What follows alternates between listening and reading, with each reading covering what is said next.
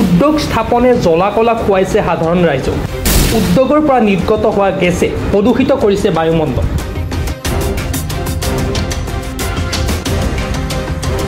দক্ষিণ কামৰূপৰ পলাশবাৰী সমীপৰ উদুমপুৰত স্থাপন কৰা এই উদ্যোগটোৰ বিৰুদ্ধে উঠিছে অভিযোগ। স্থানীয় ৰাইজৰ অভিযোগ, এই উদ্যোগটোৰ পৰা নিৰ্গত হোৱা গেছৰ বাবে অতিষ্ঠ হৈছে সাধাৰণ জনতা।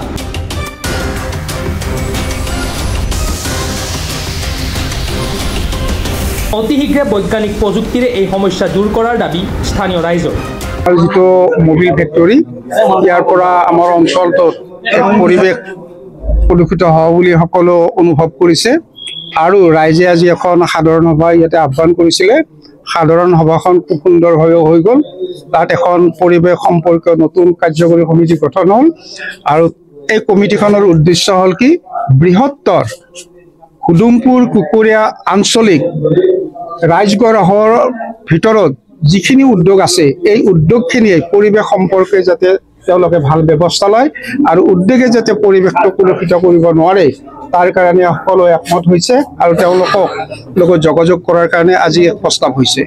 আশা কৰোঁ অঞ্চলবাসীয়ে এই পৰিৱেশ প্ৰদূষণৰ পৰা ৰক্ষা পাব আৰু উদ্যোগপতিসকলেও পৰিৱেশ সম্পৰ্কে সচেতন হ'ব।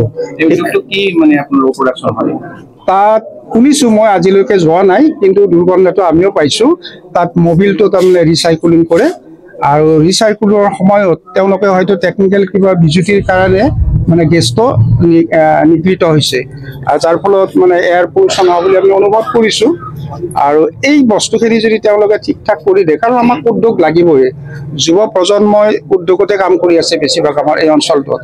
কিন্তু আমাৰ উদ্দেশ্য এইটো নহয় যে উদ্যোগবিলাক বন্ধ কৰিব লাগে, এইটো নহয়, উদ্যোগ কৰক কিন্তু পৰিৱেশটো তাৰমানে বৈজ্ঞানিক পদ্ধতিৰে সুৰক্ষিত কৰি ৰাখক। 54 নং পালি উদুমপুৰ গাঁও পঞ্চায়তৰ মই সভাপতি। আজি উদুমপুৰ কুকুৰীয়া ৰাইজে এখন মিটিং কৰিছে। মিটিংখনত মানে এই আমাৰ ওচৰৰ এই মবিল ফেক্টৰী এটা আছে, সেই মবিল ফেক্টৰীৰ পৰা মানে বেয়া দুৰ্গন্ধ আহি আহিছে। অহাৰ ফলত আমাৰ উদুমপুৰ ৰাইজবাসীয়ে মানে অলপ থাকিব অশান্তি পাই আছে। তো সেই অজুহাত লৈ আজি এখন মিটিং পাতিলে। ৰাইজক আশ্বাস দিছোঁ যে এই কোম্পানীটোৰ যোনজন মালিক আছে তেখেতক মই পঞ্চায়তত মাতি আৰু ৰাইজৰ যিবোৰ সদস্য এখন কমিটি বনাব, সেই কমিটিবোৰৰ লগত ৰাখি আলোচনা ভিত্তিত এটা সুসিদ্ধান্ত ওলাম বুলি ৰাইজক মই আজি প্ৰতিশ্ৰুতি দিলোঁ। এই বিষয়ে মোক আজিলৈকে কোনো কোম্পানীৰ ফালৰ পৰা কোনো ব্যক্তি মোৰ ওচৰত অহা নাই, একো অৱগত কৰা নাই। ল'ব লাগে কিন্তু অহা নাই, একো সোধাও নাই। যিহেতুকে জনোৱা নাই আমাক, গতিকে অজ্ঞাতে হোৱা বুলি ক'ব লাগিব। আমি আজি মিটিঙে কৰিলোঁ ইয়াতে, এই কমিটিখনে ইয়াৰ বিষয়ে তেওঁলোকৰ লগত অলপ আলোচনা কৰি সিদ্ধান্ত এটা উপনীত হ'ব যাতে দুৰ্গন্ধটো আমাৰ গাঁৱৰ পৰা না হয়। আমি এনে আগৰ মৌখিকভাৱে আমি লগ পোৱাৰ আগৰ বাইদেউজনীক কৈছিলোঁ যে ঠিক আছে, ইয়াৰে বিষয়ে মই অলপ আলোচনা কৰি যাম। তাৰপিছত বাইদেউটো ৰিটায়াৰ্ডে হৈ গ'ল, আকৌ নতুনকৈ আহিলে এইজনীক আমি এই মিটিং কৰে বাইদেউজনীক আমি ৰাইজৰ হিচাপে আবেদন জনাম বুলি আমি এই মিটিং আকাৰে ভাবিছোঁ। এইখিনি আৰু উদ্যোগটোৰ পৰা কেনেধৰণৰ সমস্যা পাই আছে আপুনি? দুৰ্গন্ধ নিৰ্গত হয়। কেতিয়া বুলি প্ৰশ্ন নাই, ৰাতিও হ'ব। নাই দিয়া নাই,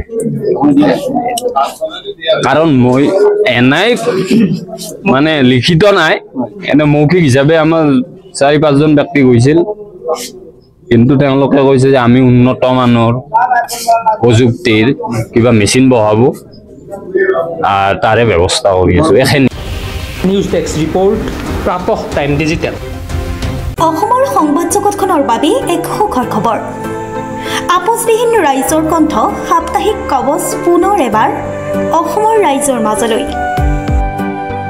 স্বত্বাধিকাৰী প্ৰণীতা কলিতাৰ দ্বাৰা প্ৰকাশিত আৰু আপোচবিহীন একাংশ নপুৰণি অভিজ্ঞতাপুষ্ট সাংবাদিকৰ দ্বাৰা প্ৰচাৰিত তথা eco printing press Guwahati Katabari গড়চুকত মুদ্ৰিত সাপ্তাহিক কবচ এতিয়া অসমৰ বিভিন্ন প্ৰান্তত উপলব্ধ। আমাৰ ঠিকনা মুখ্য কাৰ্যালয় অসম ফৰেষ্ট স্কুল হৰি মন্দিৰ পথ গুৱাহাটী। আৰু উপ কাৰ্যালয় Kalita market Bijoynagar Kamrup Assam mobile number হৈছে 9435114666 70024728813 আমাৰ ইমেইল আইডি হৈছে kobos2025@gmail.com